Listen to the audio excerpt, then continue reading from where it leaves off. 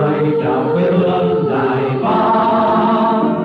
Ôi sinh rồi em vui hôm nay qua đêm đen tìm thấy anh mặt trời. Đi lên trên hoang dã ta xây dựng ngày mai. Nhà vươn lên người vươn lên quân bên dân xây chiến yêu đời mới.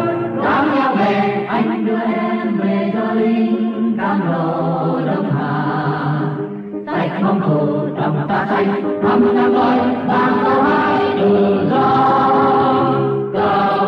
Cờ bay oai hùng trên thành phố thân yêu vừa trên lại đêm qua bằng mong. Cờ bay tung trời ta về với quê hương từng ngóng lời quân ta tiến về.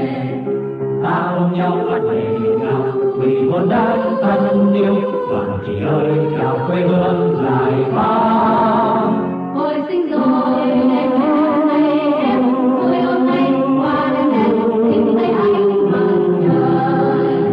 Đi lên trên hoang dã ta xây dựng ngày mai.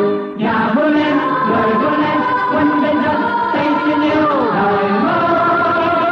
Đón nhau về anh đưa em về cho lính cam lộ Đông Hà. Sạch bóng thù lòng ta xanh thăm đang nói